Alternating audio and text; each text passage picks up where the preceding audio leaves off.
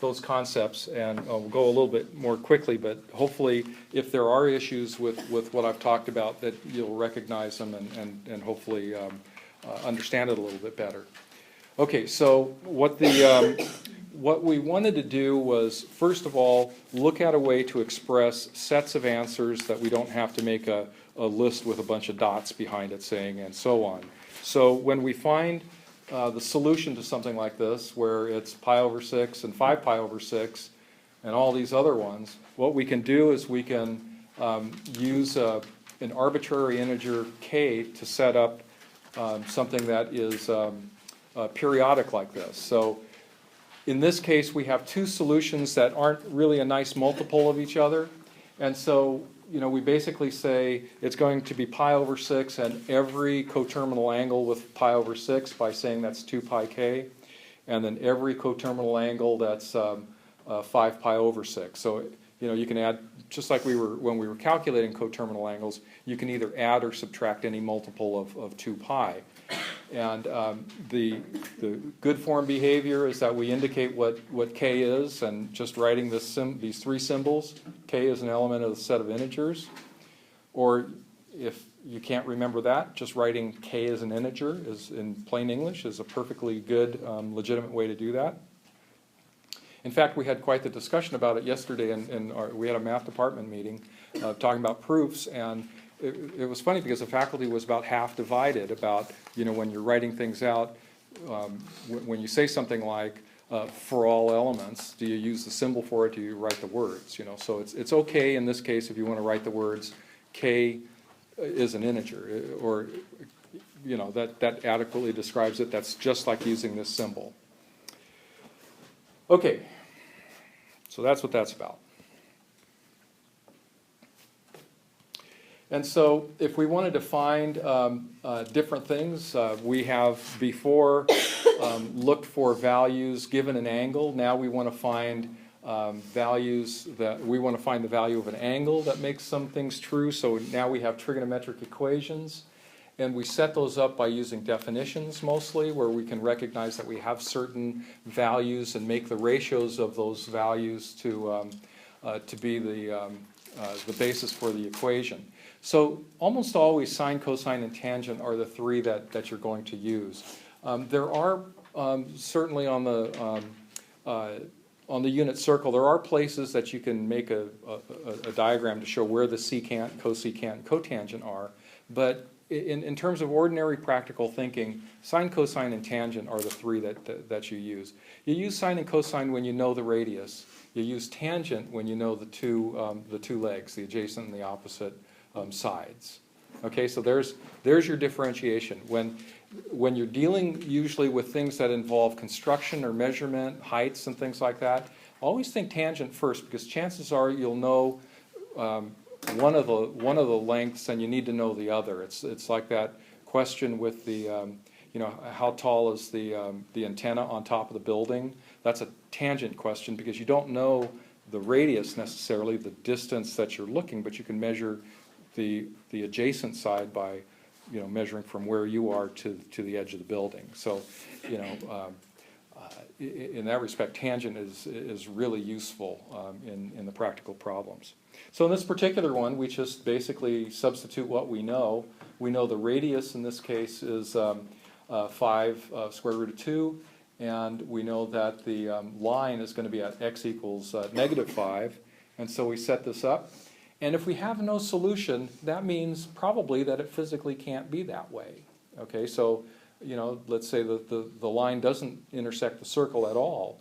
You're going to get something that the cosine has to be bigger than 1 to make that happen. So oftentimes when you find no solution, what it really is telling you is that physically that can't happen. Okay, so in this case here, we solve for the cosine, and we use our unit circle, and we figure, okay, we got two angles here, and we have 3 pi over 4 and 5 pi over 4. So in a more concrete sense, when we have a problem like this, where we're asking for angles, one angle will do. We don't have to really say, all the angles. We're not looking for a general solution. We're just saying, what's the angle? If somebody says, you know, what's the angle here? You're going to, you know, you say, what's the angle between the wall and the floor? You say 90 degrees. You don't say 90 degrees plus every coterminal side, you know. I mean, there's a practical aspect of answering questions. When we're dealing with math theoretically, though, we like to make the whole set. Okay, so I think I had you try this one, and what we came out with was that we have a similar situation where we have the cosine of some angle is negative root 2 over 2, and so think in terms of composite functions. The cosine has to equal this. The cosine of this angle, this 3 pi, has to equal this. So if we're not 3 pi, 3 theta. So if we're really looking for theta, we divide the whole thing, including the general solution, by 3, and that will be our expression. Okay, and notice now that the solution is for angles that aren't necessarily coterminal, even though you have a whole bunch of them. So there's no way that pi over 4 plus 2 pi over 3 is a coterminal angle to pi over 4, but nevertheless, if you do the math, if you multiply all this thing by 3, you'll find that it is part of the solution.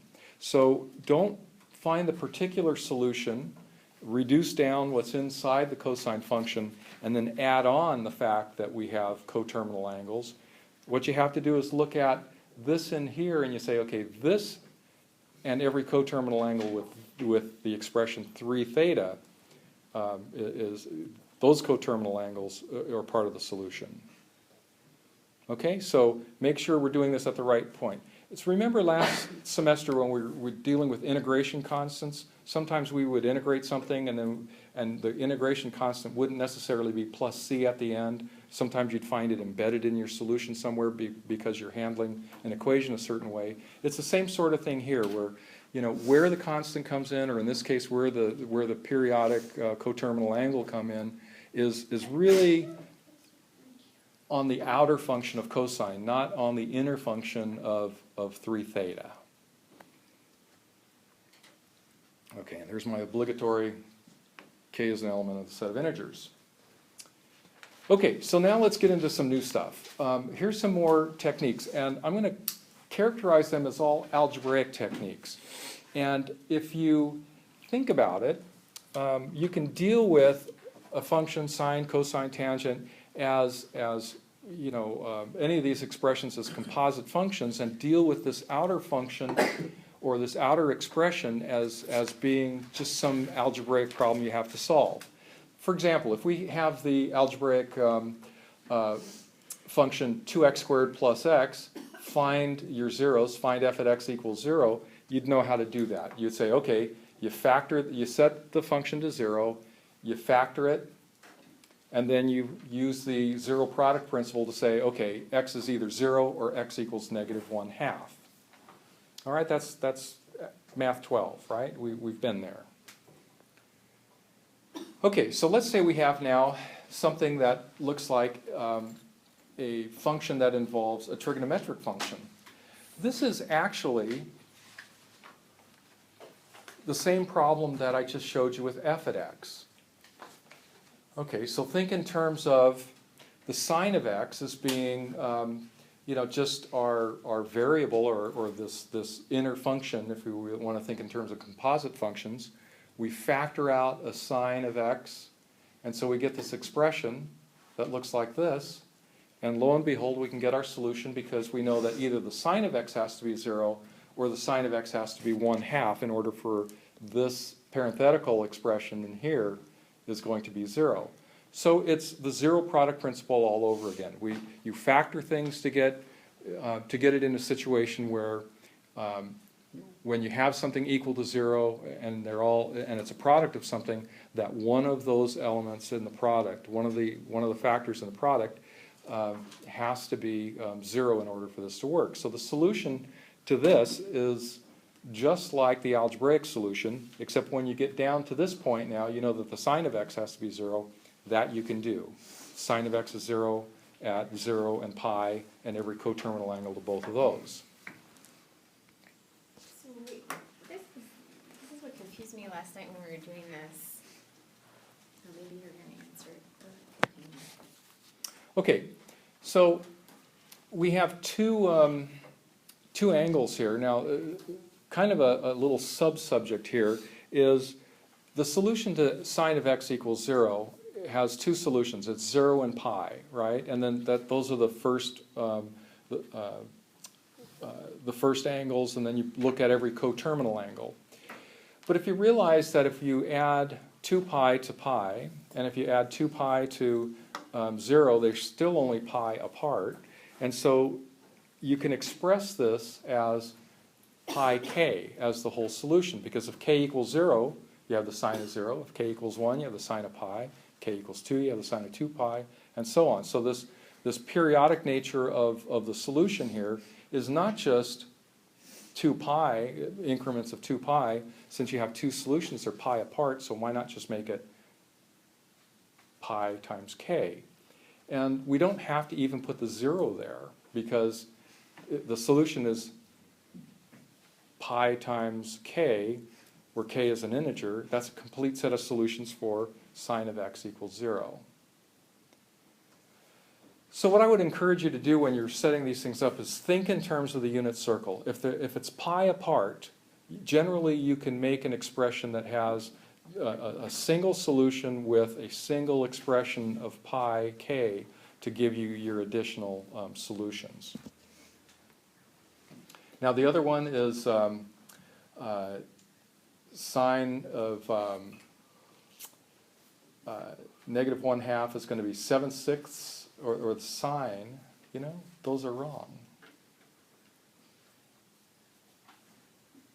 Isn't that right? The sine negative 1/2 is going to be, yeah, that's right. Yeah, okay. I was thinking quarter way around, not halfway around. So, all right, so, whew, God, that's right. All right, so here you have two that aren't 108 or aren't pi apart, so we do need to make two expressions that 7/6 pi plus 2 pi k, or 11 pi over 6 plus 2 pi k is our general solution. I don't understand what you're doing on the first one. I think I understand what you just did, but I Okay. don't understand what you did. Let me draw Just a the picture. pi. Okay, so here's our solution. We either have theta equals 0, or we have theta equals pi. So now we're talking about the general solution. So every time we stop here, we have a solution. Every time we stop here, we have a general solution. Well, these are exactly pi apart. So if we're going to say this one is going to be 0 plus 2 pi k, and this one is going to be theta plus 2 pi k.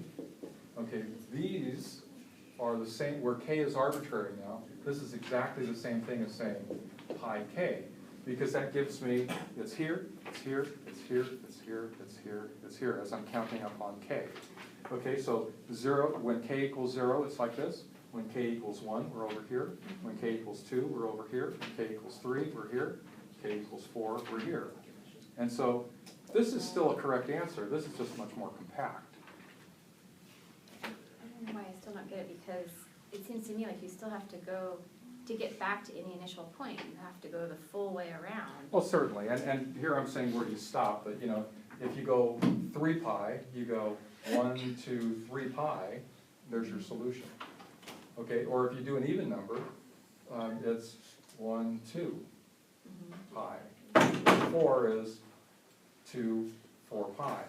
So all the integers work here. And so what this one gives you, or I should say this is actually not theta, this is pi. What this gives you is all the even numbers, or all the odd numbers. This gives you all the even numbers. So why not just write it as all the numbers?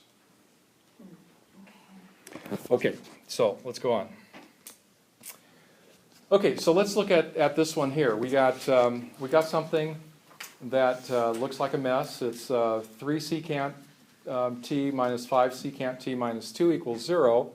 Well, think in terms now of what form is this in? And it's just like those, think in terms of composite functions. You're going to be living with composite functions for the rest of the semester now. We have a composite here. If we and this may be the more useful way for you to do it rather than just envision it, is make a substitution, do a u substitution. Okay, so let's say u equals the secant of t. All right, so we're going to restate the problem as 3u squared minus 5u minus 2 equals 0. All right, so now we have an algebra problem. All right, that's fairly straightforward. We factor that. And so we know u has to equal either negative 1/3 or u equals 2.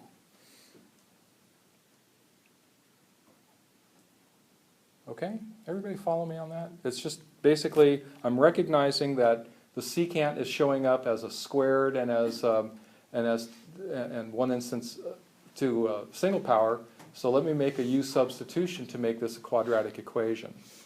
Now I'm not done here, obviously. I know what u has to equal, but u is the secant of t, and I'm really looking out for t. So now I have to say, okay, when does the secant of t equal negative 1/3, and when does the secant of t equal 2? Okay, so here is why I'm stressing domains so much. If the secant equals negative 1/3, that means that the cosine equals negative 3. Can't be. The range of cosine is negative 1 to 1.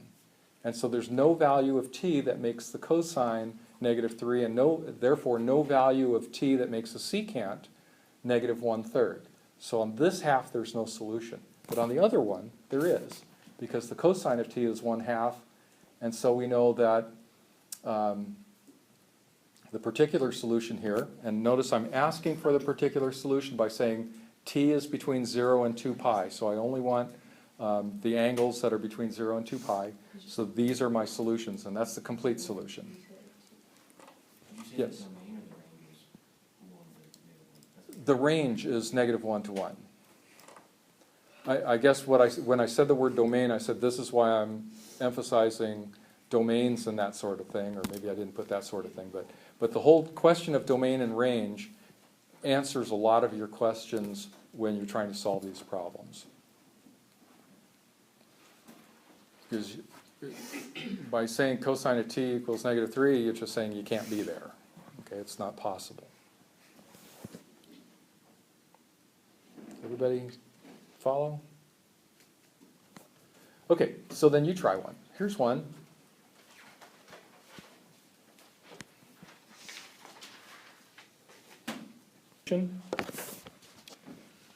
All right, so what's the substitution? It's u equals sine of t. And so rewritten. Anybody know how that factors?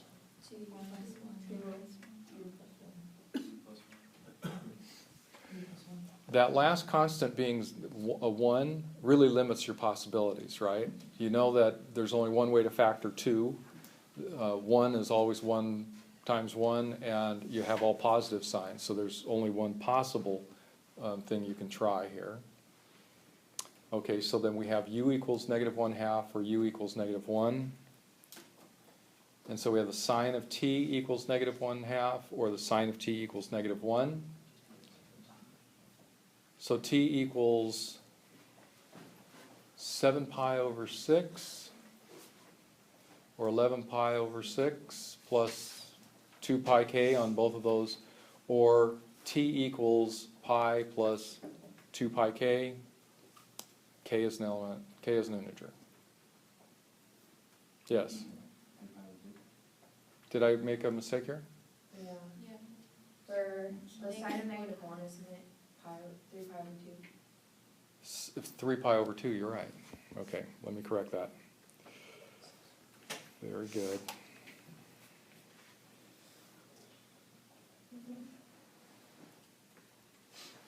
Will you get knocked off if you forget the k is an integer? I don't know. Depends what mood I'm in. No, I'm kidding. It's a matter of good form. I would probably not deduct a whole lot if I deduct anything. Okay, I'll probably, when I'm correcting it, write it in to remind you that I wanted it there. And certainly you're not going to have a perfectly good problem and all of a sudden you miss it because you've missed that notation. I mean, certainly when you write things like, k is almost universally understood to be an integer like this, and so if anybody looked at it, any mathematician looked at it, they would know what you're talking about. So, It's implied. yeah, it can be implied, but you know, it's just good form to get it. So, yeah, if it's a deduction, it's going to be very, very small. Certainly, if it's a 3-point problem, I'm not going to take a full point off of it. Okay, if it's a 20-point problem, you might get 19. Okay. Wait.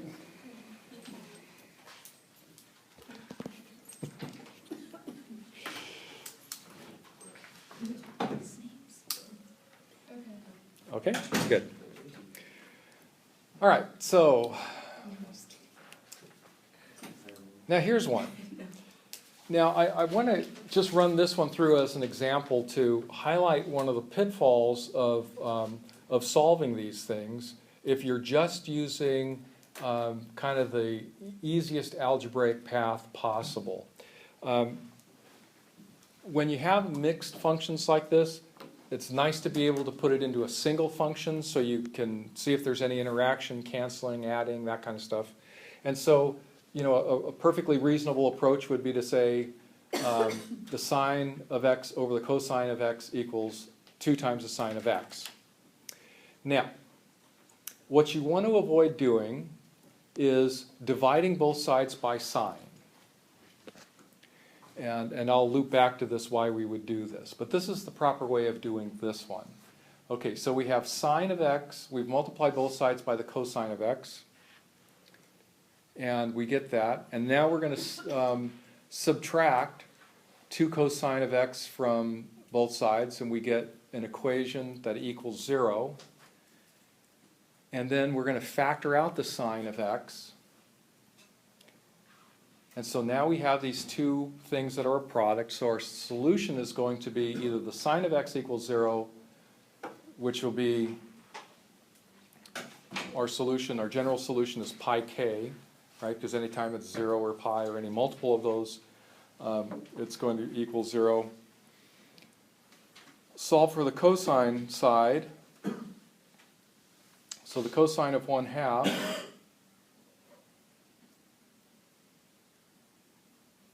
cosine of 1/2 is actually pi over 3, right?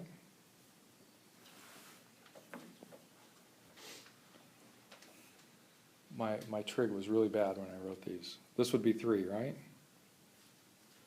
Yeah.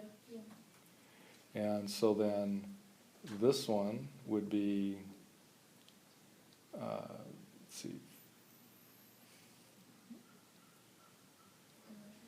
that would be 5/3.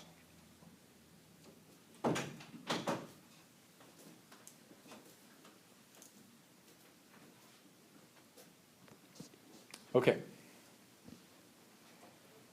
Now, if we divided both sides by sine of x, we'd lose the fact that the sine of x could be 0, right? Because remember if you have AC equals BC, you can divide both sides by C only if C is not 0. But here we have a solution where the sine equals 0, so I'm not allowed to divide both sides by 0. I'm losing that solution if I cancel out from both sides of the equation one instance of my variable or a function in that variable. Okay? So you have to be very careful here not to do this. It's sort of like the solution, if I make it in an algebraic context, like this. Okay, so if you divide both sides by 0, you get x equals 0, and that's only part of the solution, right? Because there's more than one solution to this. 1 is also a solution, because if we subtract x from both sides and then factor it, now both solutions appear, both x equals 0 and x equals 1. So in this instance, where the trap is that you don't want to divide both sides by x. Same thing with this one. You don't ever want to divide both sides by the sine of x or the cosine of x or anything like that. It's okay to do the multiplication like I did here, where you're going to multiply both sides by cosine, because you're retaining that expression, and then you bring it over to this side and do some factoring. So basically, do not divide, period. Yeah, don't ever cancel out one instance of your variable, okay? That's when you lose the solution where that variable is 0. It's like, the only time that I would want to have a denominator is like what you just did, where I'm actually just using another definition. Yes. Okay. Okay, so here's one for you.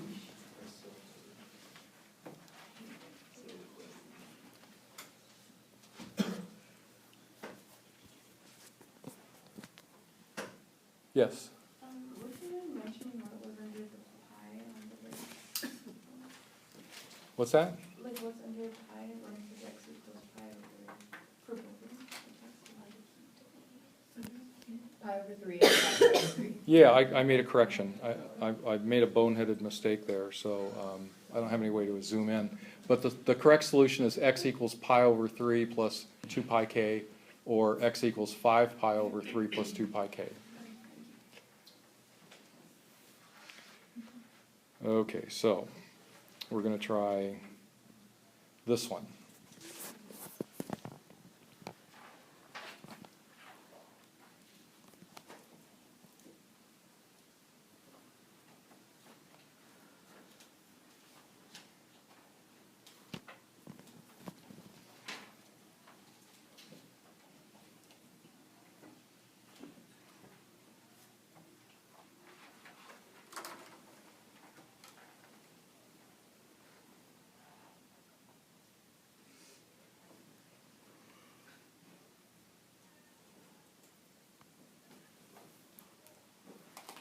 Okay, just while everybody's working on it, what would be your first inclination here? What did you say, Sean? Multiply by the reciprocal of what? Or you're talking about the conjugate? It's possible to do it that way. And then you get an expression for sine squared then, right? Yeah. Right. It starts out cosine squared minus 1, and then you get... Okay, that's a possibility. There's another way to do it. The add 1 and then sine squared t plus 1 is equal to negative cosine squared. I think that's what he's talking about, right? Using the conjugate? No, like add 1 to both sides and it becomes sine squared of t plus 1 and sine squared of t plus 1 becomes negative cosine of t. If you add 1 to both sides, 1 plus the sine squared of t doesn't simplify to anything. Doesn't factor, right? But doesn't it just become like the identity? It's not an identity because it's 1 minus, right? Because the cosine squared plus sine squared equals 1. Sine squared plus 1 doesn't factor and it doesn't equal anything in particular. Okay, there's another way to do it. We can put everything in terms of cosine and then bring it all to one side.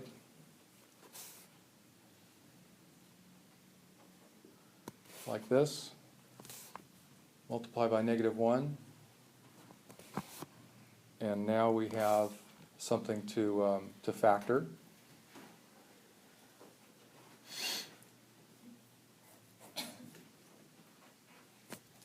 Everybody follow that? Now, I wouldn't have thought of it. Okay. And then, so we have no solution on the side of cosine t plus 2. So, Sean, did you get your answer, or did you get the same answer with the way you did it? I didn't do it that way, I was just... Or you were suggesting an answer? Okay. Okay, well, let's look at that to see what you would get. My sense is that it wouldn't simplify, but maybe it does.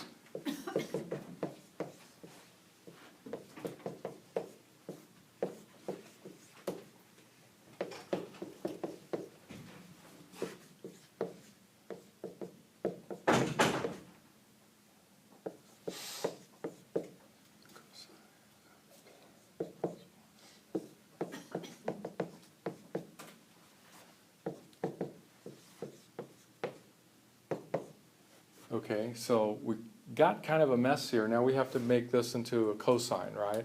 So maybe we're going to end up in the same place. But, you know, we've added a factor that may or may not help us here. Okay, so the point is that when you have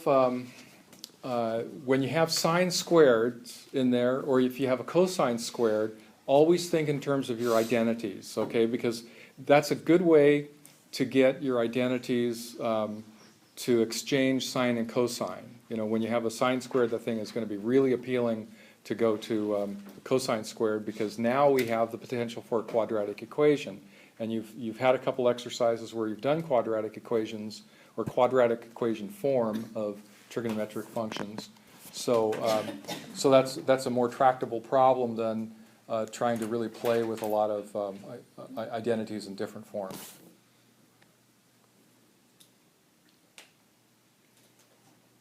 Okay, so there's our final solution. All right. Now, we're going to talk about addition and subtraction identities. And I'm right on the fence, and my answer is going to be no on this one. Well, not to this question, but I'll catch up with my question first. Can we get more than those 16 angles? You know, we have pi over 6, pi over 4, pi over 3, pi over 2, you know, and we go around the unit circle. We have 16 values that, by using triangles, we could get the exact values of sine, cosine, tangent, and the rest. Can we get more? And the answer is we can. We have these angle addition formulas that allow us to calculate other angles.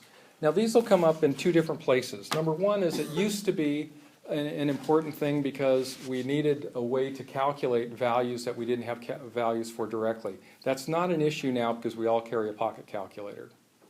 Okay? So it's less useful computationally than it was before. But where it comes to be very useful is think about those functions that have, let's say, a starting point or a phase shift where we had something like the sine of x plus pi over 2. Okay, there's a way to make that calculation because we can, if we know the cosine and the sine of that pi over 2, so we can get an expression where we can directly calculate the sine for any angle in a phase shifted equation. That's one use of this. The other one is that, and we're going to see this when we start doing the calculus of trig functions, that when we're trying to integrate, differentiate, things of that sort, sometimes breaking up these functions into their identities, including the addition and subtraction identities, are really going to be helpful.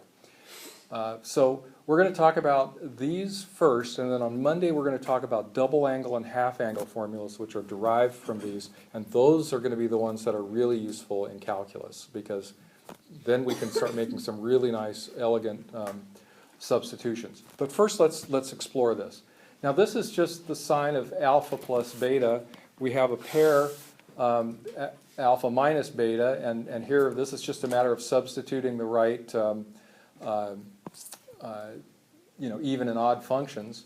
We also have a similar formula for the cosine of alpha plus or minus beta. And so this was my question, is do I make you memorize these? And I would say that if you currently take a trig class or a class like this, across the country, about half the time you'll have to memorize it, the other half you won't. And I'm leaning towards the half. In fact, I've already decided that you're not going to memorize these. You're not going to have to memorize these. But I'd like you to be able to use them effectively. Okay, so starting from now till the end of the semester, when we have a test or things like that, I'm going to give you ahead of time the table of formulas that you'll be using. So these will be on that table for you to use. Okay, so there's no memorization here. But I want you to look at some characteristics that all of these share. Okay, first, all of them involve the sine and the cosine of both angles. It's a matter of rearranging. So the sine ones always start with the sine or the cosine of alpha, which is your first angle. And then they all start with the cosine, or they are all multiplied by the cosine of of the second angle. Okay, so there's part of the structure. And now you get into the differences. With the sine, you start this one out with a cosine of alpha, and the cosine of, negative cosine of alpha. With the cosine one, you do the opposite function, so you've got sines. So you have, and that's of alpha, so you have 3 of the terms down. So the first one is going to be the sine of alpha or the cosine of alpha, depending on whether you're doing sines or cosines. Second one is always the cosine of beta. Third one is either the cosine or the sine of alpha.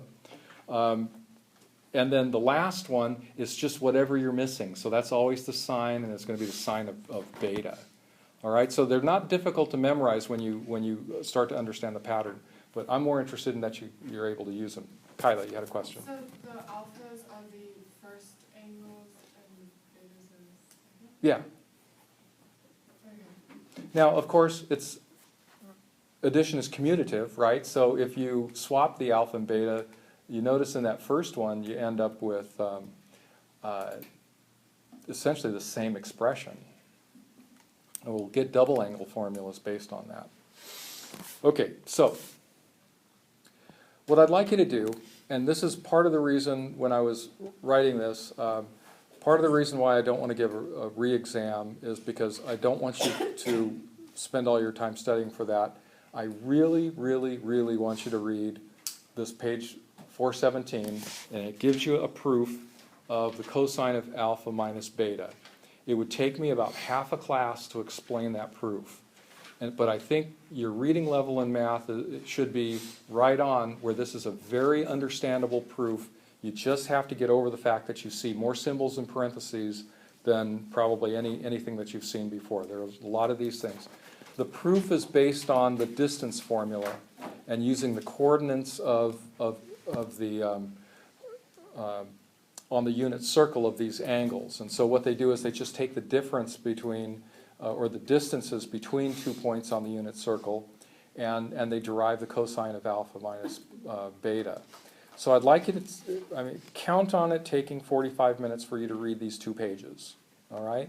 I'm not going to test you on it, but I expect that you're going to be able to read that level of mathematics. So, you may be asked to read something like that in terms of setting up a problem or so. So this is good practice in learning how to read something that takes a little continuity to go through. So it's an important exercise. So please, please, please do this. Okay, so let's look at some examples on how this actually works. Okay, so we want to find the sine of 75 degrees. And I'm going to talk degrees here because degrees is a little easier to visualize. This applies equally when we're dealing with radians. The first thing that we notice is 75 degrees doesn't make a nice tidy triangle anywhere, right? It doesn't give us anything that we know sides immediately, the size of the sides just based on the angle like we do with the isosceles or the equilateral and a 45-degree isosceles triangle. What we notice, though, is that 75 equals 45 plus 30.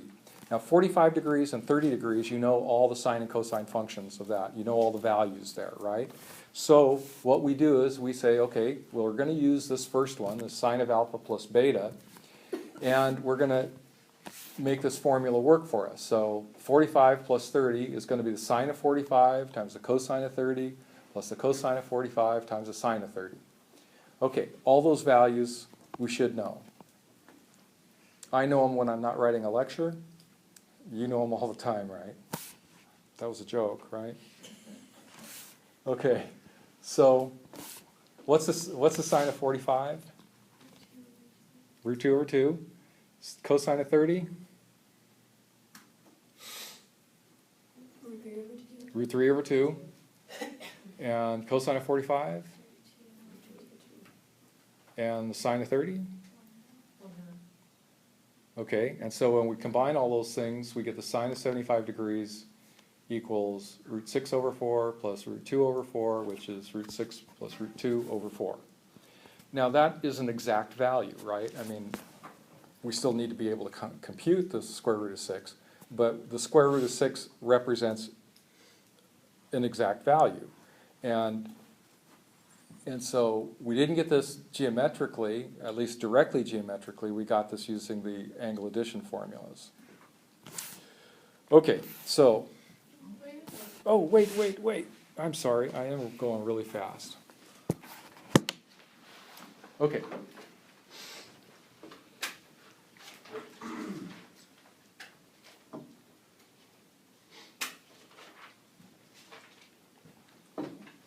So are you basically just taking like the coordinates of whatever that angle is and then multiplying them and then adding them? Take a look at, read 417 and ask yourself what's really going on. They're looking at the coordinates of those things and then taking the distances between them.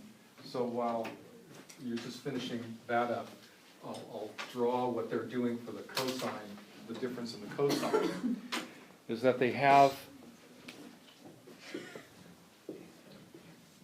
let's say the unit circle, you have alpha and you have beta, like this, and so then this is the difference between, this one right here is beta minus alpha.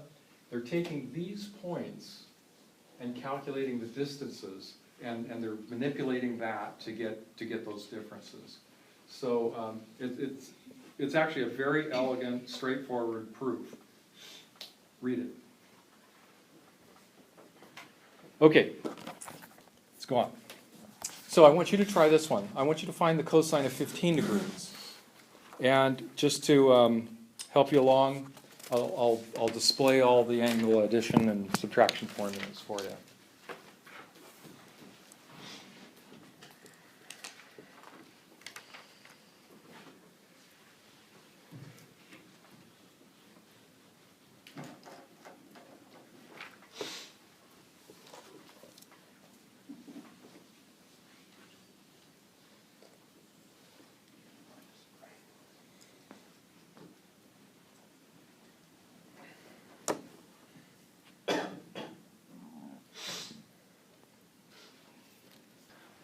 Okay, so we have the cosine of 45 minus 30, and then we take the appropriate formula, which is the last one, and so we say the cosine of 45 times the cosine of 30 plus the sine of 45 times the sine of 30, and all of those values you should know. And we work this out, and we get square root of 6 plus square root of 2 over 4. That's exactly the same answer we had in the time before, right? Okay, so why is that?